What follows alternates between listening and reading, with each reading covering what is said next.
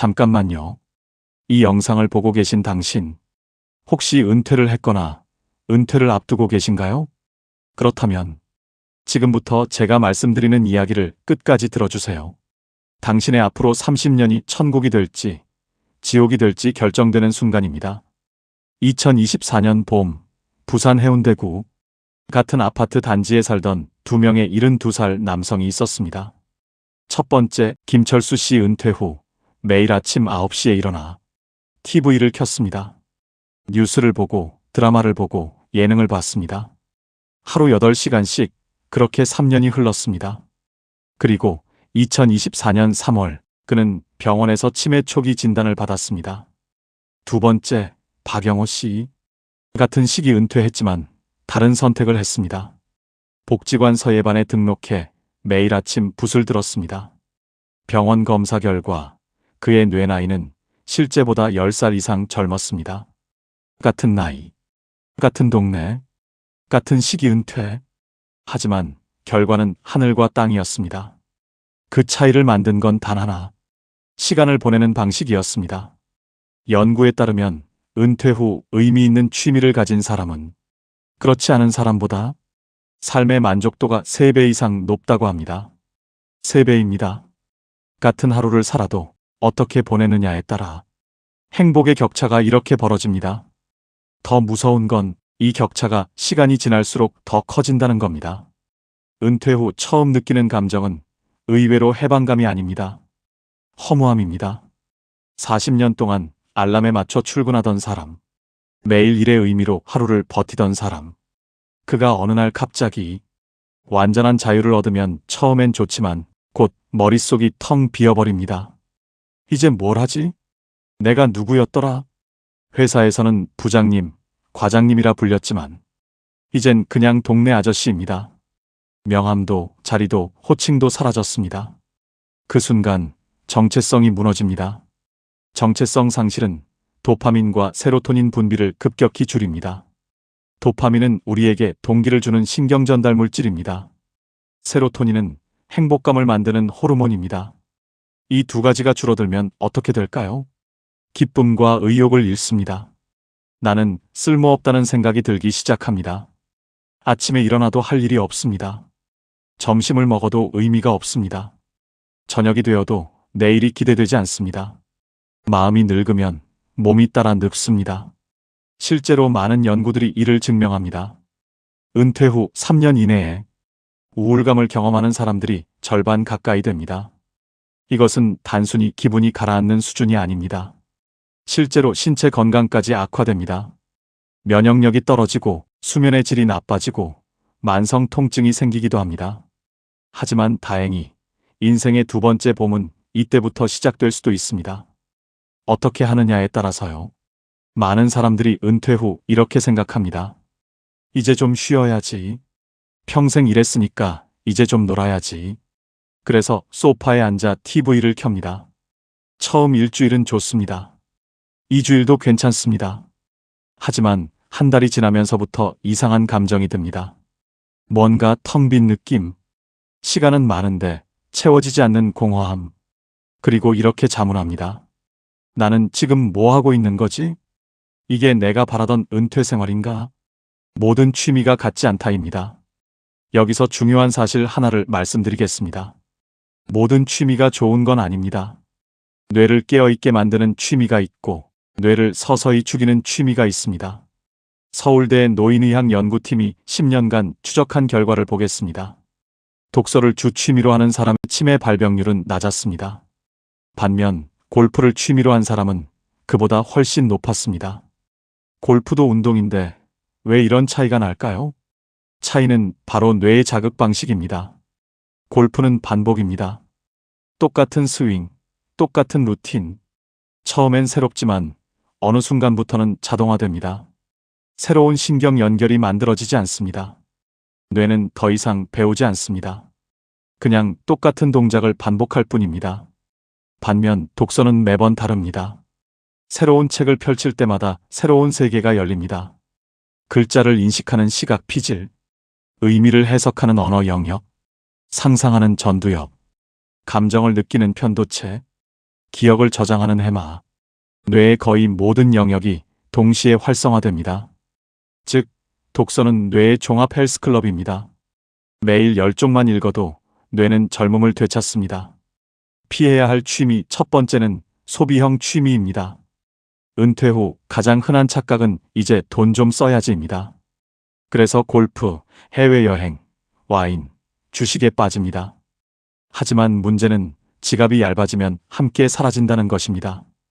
골프를 매달 나가면 비용이 어마어마합니다. 회원권에 그린피에 식사비까지.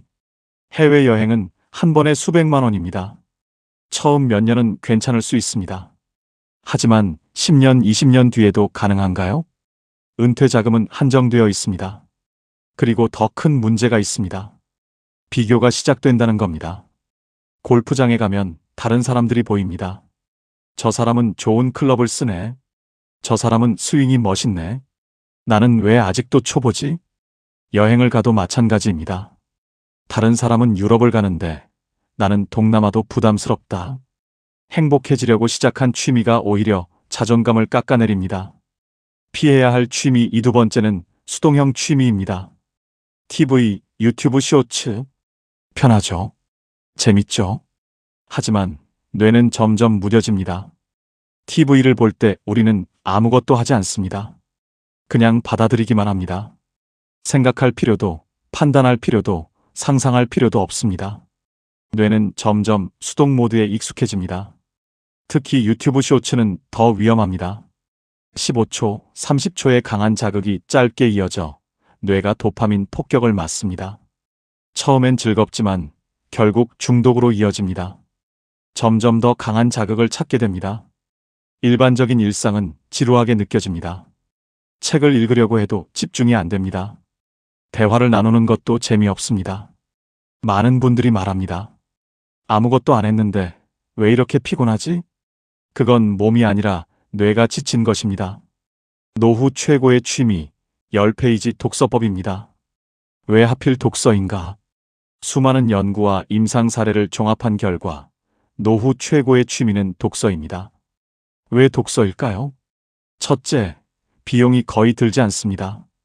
도서관은 무료입니다. 중고책은 몇천 원입니다. 둘째, 신체 능력이 필요 없습니다. 운동처럼 체력이 필요하지 않습니다. 앉아서 할 수 있습니다. 셋째, 혼자서도 할 수 있습니다. 다른 사람의 스케줄을 맞출 필요가 없습니다. 내가 원할 때 할 수 있습니다. 넷째, 평생 할 수 있습니다. 70세에도, 80세에도, 90세에도 할 수 있습니다. 마지막으로 뇌에 최고의 자극을 줍니다. 하지만 한 번에 책 한 권을 다 읽을 필요는 없습니다. 오히려 그렇게 하면 부담이 되어 지속하기 어렵습니다. 전문가들이 권장하는 방법은 10페이지 독서법입니다. 왜 하필 10페이지일까요? 뇌과학 연구에 따르면 8분에서 12분 동안 집중적으로 책을 읽을 때 해마의 활동이 가장 활발해집니다. 해마는 기억을 담당하는 뇌 부위입니다. 이게 바로 10페이지 분량입니다. 10페이지 이하는 뇌가 충분히 활성화되지 않습니다. 10페이지 이상은 집중력이 떨어지고 피로도가 증가합니다. 10페이지가 딱 적당합니다. 집이 아닌 도서관, 서점에서 읽으세요. 왜 장소를 바꿔야 할까요? 집에는 유혹이 많습니다. TV도 있고, 소파도 있고, 침대도 있습니다. 책을 읽다가 졸릴 수도 있습니다. 하지만 도서관이나 서점은 다릅니다. 주변 사람들도 책을 읽고 있습니다. 그 분위기 자체가 집중하게 만듭니다. 그리고 장소 변화 자체가 뇌 자극입니다. 집에서 나가는 것만으로도 뇌는 깨어납니다. 더 읽고 싶어도 멈추십시오. 이것이 핵심입니다. 많은 분들이 이렇게 생각합니다. 10페이지는 너무 적은 거 아니야? 아닙니다. 오히려 10페이지만 읽고 멈추는 것이 중요합니다. 왜냐하면 아쉬움이 다음을 부르기 때문입니다. 심리학에서는 이를 제이가르닉 효과라 부릅니다. 완료되지 않은 과제가 더 강하게 기억에 남는 현상입니다. 10페이지만 읽고 멈추면 다음이 궁금해집니다. 그래서 다음 독서 시간이 기다려집니다. 다음은 마음에 남는 문장 하나를 손으로 적으세요. 책을 다 읽고 나서 마음에 남는 문장 딱 하나를 고르십시오. 긴 문장이 아니라 짧은 문장 하나면 충분합니다. 그리고 반드시 손으로 쓰십시오. 키보드가 아니라 펜으로 쓰는 것이 중요합니다. 왜냐하면 손글씨는 뇌의 여러 영역을 동시에 자극하기 때문입니다. 언어 영역, 운동 영역, 감정 영역이 모두 활성화됩니다. 단순히 타이핑하는 것과는 차원이 다릅니다. 그 문장을 일주일간 곱씹으세요. 메모한 문장을 일주일 동안 반복해서 읽으십시오. 아침에 일어나서 한 번, 저녁 자기 전에 한 번, 그리고 생각해 보십시오. 이 문장이 내 삶에 어떤 의미일까? 왜 이 문장이 내 마음에 남았을까? 이 문장에서 나는 무엇을 배울 수 있을까? 이렇게 일주일을 보내면 그 문장은 당신의 일부가 됩니다. 단순히 읽고 지나가는 것이 아니라 내면화되는 겁니다. 2달만 해보세요. 말투가 달라지고 표정이 달라집니다. 생각하는 방식 자체가 바뀝니다. 독서만으로도 충분하지만 함께하면 더 좋은 취미들이 있습니다. 첫 번째, 걷기입니다. 가장 저렴하고 효과적인 항우울제입니다.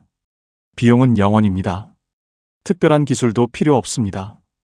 그냥 나가서 걸으면 됩니다. 하지만 효과는 엄청납니다. 햇빛을 받으며 걷는 20분은 세로토닌을 분비시켜 행복감을 높입니다. 세로토닌은 행복 호르몬입니다. 우울증 약이 하는 일도 결국 세로토닌을 늘리는 것입니다. 그런데 그 약을 먹지 않고도 걷기만으로 세로토닌을 늘릴 수 있습니다. 게다가 걷기는 심혈관 건강에도 좋고 체중 관리에도 좋고 수면의 질도 높입니다. 핵심은 규칙성입니다. 매일 같은 시간에 걸으십시오. 아침이든 저녁이든 상관없습니다. 중요한 건 매일 하는 겁니다. 2번째, 글쓰기입니다. 하루 한 줄이면 충분합니다. 오늘 아침 커피가 참 따뜻했다. 이 짧은 기록이 나를 돌보는 일기가 됩니다. 글쓰기는 자신과의 대화입니다. 쓰는 순간 생각이 정리됩니다. 막연하게 느껴지던 감정들이 명확해집니다. 뭐가 좋았는지, 뭐가 싫었는지, 뭐가 불편했는지 쓰다 보면 내가 보입니다. 그리고 놀랍게도 글을 쓰는 것만으로도 스트레스가 줄어듭니다. 연구에 따르면 하루 15분 글쓰기가 불안과 우울을 감소시킵니다. 3번째, 봉사입니다. 아직 누군가에게 필요한 사람이다. 이 확신이 인생을 지탱합니다. 주 2시간만으로도 자존감이 회복됩니다. 봉사는 단순히 남을 돕는 게 아닙니다. 자신의 존재 가치를 확인하는 행위입니다. 급식소에서 배식을 하든, 독거노인의 말벗이 되든, 아이들을 돌보든, 내가 누군가에게 도움이 된다는 사실, 그것만으로도 삶의 의미가 생깁니다. 4번째, 식물과 반려동물입니다. 매일 돌보는 루틴, 화분에 물을 주거나 고양이에게 밥을 주는 일, 이 작은 일상이 내가 살아있다는 감각을 줍니다. 누군가 나를 기다리고 있다는 느낌, 내가 없으면 안 된다는 책임감, 이것이 아침에 일어나는 이유가 됩니다. 식물은 말이 없지만 돌봄에 반응합니다. 새싹이 돋고 꽃이 피고 열매가 맺힙니다. 그 과정을 지켜보는 것만으로도 위안이 됩니다. 반려동물은 더 직접적입니다. 당신을 반깁니다. 당신을 기다립니다. 당신을 필요로 합니다. 5번째, 춤입니다. 좋아하는 음악을 틀고 10분만 몸을 흔들어 보세요. 도파민, 세로토닌, 엔도르핀이 한꺼번에 나옵니다. 행복은 몸에서부터 만들어집니다. 춤이라고 해서 거창할 필요 없습니다. 그냥 음악에 맞춰 어깨를 흔들고 발을 구르고 고개를 끄덕이면 됩니다. 아무도 보지 않습니다. 집에서 혼자 하면 됩니다. 중요한 건 몸을 움직이는 겁니다. 나에게 맞는 취미를 찾기를 찾아보는 것입니다. 인생지도 그리기, 건강, 관계, 취미, 성장, 일, 5가지 항목을 적고 각 항목에 10점 만점으로 점수를 매겨보세요. 5점 이하인 부분이 지금 채워야 할 영역입니다. 예를 들어 건강이 3점이라면 걷기나 스트레칭 같은 가벼운 운동을 시작해야 합니다. 관계가 4점이라면 봉사나 동호회 활동으로 새로운 사람들을 만나야 합니다. 취미가 2점이라면 바로 지금 독서를 시작해야 합니다. 버킷리스트 작성을 해보세요. 어릴 때 좋아했던 것, 못해본 것을 최소 10개 써보세요. 어린 시절 그림 그리기를 좋아했다면 다시 시작해보는 겁니다. 악기를 배우고 싶었지만 기회가 없었다면 지금이 기회입니다. 춤을 춰보고 싶었다면 댄스 교실에 등록하는 겁니다. 여행을 가고 싶었다면 가까운 곳부터 시작하는 겁니다. 중요한 건 적는 것입니다. 머릿속으로만 생각하면 잊어버립니다. 하지만 종이에 적으면 현실이 됩니다. 현실 조건 점검을 해보세요. 체력, 돈, 시간. 3가지 중 2개만 통과해도 괜찮습니다. 완벽한 조건을 기다리면 영원히 시작하지 못합니다. 체력이 부족하면 앉아서 할 수 있는 것을 찾으면 됩니다. 돈이 부족하면 무료나 저렴한 것을 선택하면 됩니다. 시간이 부족하면 짧은 시간에 할 수 있는 것을 하면 됩니다. 실행을 해보세요. 복지관, 문화센터, 동호회에 나가보세요. 처음엔 어색해도 괜찮습니다. 중요한 건 움직이는 것입니다. 움직이는 순간 인생이 다시 흐르기 시작합니다. 많은 분들이 이렇게 말합니다. 나이가 너무 많아서, 너무 늦어서, 나한테 안 맞을 것 같아서. 하지만 그건 모두 핑계입니다. 시작하지 않을 이유를 찾는 겁니다. 시작하면 압니다. 내가 할 수 있다는 것을. 서예로 인생을 되찾은 박종남 씨. 서울 은평구의 박종남 씨. 퇴직 후 3년간 TV와 소파가 전부였던 그는 복지관 서예 수업에서 새 인생을 찾았습니다. 처음엔 부인의 강권으로 마지못해 갔습니다. 나이 70에 무슨 서예냐며 투덜거렸습니다. 하지만 붓을 쥔 지 한 달, 손끝에서 나가 다시 살아나는 느낌을 받았다고 말합니다. 40년 동안 숫자만 보던 사람이 먹향을 맡고 붓을 움직이고 한 획 한 획 그을 때마다 자신이 느껴졌습니다. 지금 그는 매일 복지관 문을 가장 먼저 엽니다. 아침 7시면 벌써 와 있습니다. 하루 종일 붓을 잡고 작품을 만듭니다. 이제 TV는 거의 보지 않습니다. 볼 시간도 볼 이유도 없습니다. 목각으로 새 인생을 시작한 김성호 씨. 또 한 명, 뇌졸중으로 오른손을 잃은 전직 경찰관 김성호 씨. 재활치료로 시작한 목각이 지금은 그의 새로운 직업이 되었습니다. 처음엔 나무를 깎는 것조차 힘들었습니다. 손에 힘이 없어서 칼을 쥐기도 어려웠습니다. 하지만 포기하지 않았습니다. 조금씩 천천히 나무를 깎았습니다. 한 달이 지나자 작은 조각품이 완성되었습니다. 석 달이 지나자 여러 개의 작품이 쌓였습니다. 1년이 지나자 복지관에서 전시회를 열었습니다. 지금은 아이들에게 목각을 가르치는 강사가 되었습니다. 그는 말합니다. 병이 내 인생을 멈춘 게 아니라 다시 시작하게 했어요. 첫째, 건강. 아프면 모든 게 멈춥니다. 하지만 취미는 건강을 지켜주는 최고의 약입니다. 규칙적으로 움직이고 생각하고 사람을 만나는 것. 이것만으로도 건강이 유지됩니다. 둘째, 돈. 많을 필요 없습니다. 책, 걷기, 글쓰기, 봉사는 돈이 거의 들지 않습니다. 하고 싶은 것을 포기하지 않을 정도면 충분합니다. 셋째, 할 일. 가장 중요합니다. 돈도 건강도 결국은 할 일을 위해 존재합니다. 내일 아침 오늘은 뭐 하지에 답이 있다면 그게 행복입니다. 지금 시작하세요. 우울할 땐 행동하세요. 우울할 땐 생각하지 마세요. 생각은 깊어질수록 어두워집니다. 행동은 작아도 빛이 납니다. 밖으로 나가세요. 햇살을 받고 공기를 마시고 누군가와 눈을 마주하세요. 그 순간부터 뇌는 다시 살아납니다. 부부를 위한 조언. 부부라면 하루 3시간은 따로 보내세요. 그래야 서로에게 새로운 이야깃거리가 생깁니다. 오늘 이런 사람을 만났어. 그 한마디가 관계를 다시 이어줍니다. 마지막 메시지. 노후는 끝이 아닙니다. 진짜 나로 살아가는 이막의 시작입니다. 73세에 붓을 잡은 사람처럼 68세에 목각을 시작한 사람처럼 인생은 언제든 다시 피어날 수 있습니다. 나이는 숫자지만 가슴이 뛰는 건 진짜 젊음입니다. 오늘 단 10페이지 책을 읽는다면 그 작은 시작이 당신의 30년을 바꿉니다. 은퇴 후의 인생은 다시 배우는 학교입니다. 오늘 이 영상을 본 바로 이 순간 당신의 새로운 교과서가 열리고 있습니다. 당신은 여전히 할 수 있습니다. 필요한 사람이고 사랑받을 자격이 있습니다. 그 사실을 증명하는 방법은 단 하나. 지금 책 한 권을 펼치는 것입니다.